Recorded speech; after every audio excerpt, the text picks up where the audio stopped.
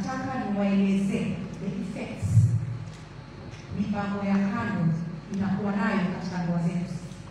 Is this the camera? Yes. Okay. Which camera am I supposed to niangalie gani? This one down here. Zote mbili. Nimekuwa hapa tangu Sunday. Kuna wamama wamekuwa hapa tangu Sunday. Wamekuja kuhakikisha ndoa zao zinasimama imara. Wamejitolea. And that's not the only thing they have done or they are doing. Hakuna mwanamke anaweza kufanya yale mambo anaweza kufundisha saa zile umelala na mwanamke mwingine nje yako ya ndoa. Let me tell you, iwafikie wanaume. Majeraha inayoyapatia wanawake saa zile mume wao ametoka nje na kalala na mwanamke mwingine. It's like mourning a death. Kama mourning a death is what in Kiswahili?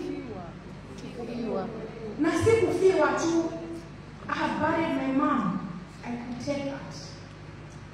Nimeona watu wamezika baba zao, ndugu zao. They could take that. But an affair in a marriage, it's like burying a child. Let me tell you, I have seen the effects it brings. Hakuna mazoea ya wewe kwenda kulala na wanawake wengine, uje ndani ya nyumba uexpect mimi mke wako nikutumikie the same way you would have killed something inside.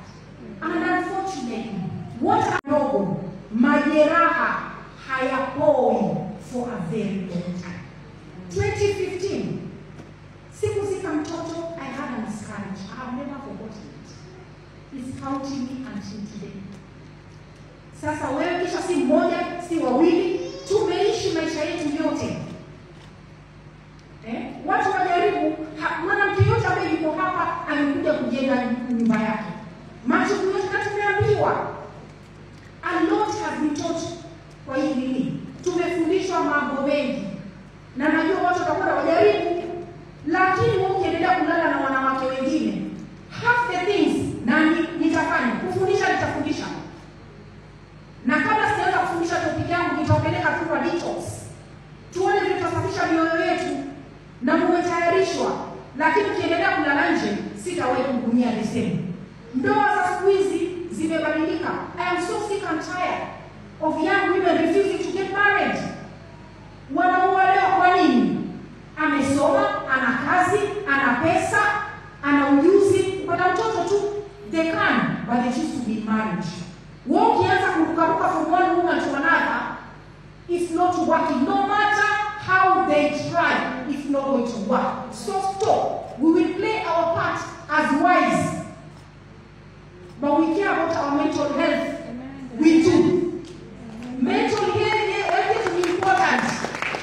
Give us a chance. Tupatieni nafasi nzuri ya sisi wanawake kuhudumia nyinyi kama mabwana zetu. Sisi wanawake kuhudumia nyinyi kama wanawake wa Kikristo. Do not take advantage because there's a lot we can do, but we choose not to. Tuheshimu ndoa. Yesterday, I talked about us loving the marriage a lot more. Wakati umepita ya mwanamume kulalala huko nje na wanawake wengine na mimi kuja kukuhudumia vile vile unavyotaka wewe uhudumiwe. It's not going to work. It's flesh. Na tuna roho na zinaumia. So naomba mkeo akijaribu na wewe pia jaribu. Hili jukumu la ndoa jamani, si letu pekee yetu na nitaelezea. When we go offline, nitaelezea. So look for this information. If you have to pay for it, imagine pay for it. Especially if you're a woman and you have been cheated on and you have given up. That's the other thing. Huwezi kufunini. Kufa moyo kabisa. Kama uko ndani, kaa ndani. Maana Biblia tufundisha upande wa Kristo hatutakikani kuwa lukewarm. Wewe aidha ni baridi ama ni moto. Nothing in between. Marriage pia ni hivyo. But guys, gentlemen, husbands dearest, tupatie nafasi. Una mamako, I am not your mother. tutaandika mfanyakazi, I am not your mate, I am not your caster, I am your wife. Give me that permission and I will do it perfectly. And she will.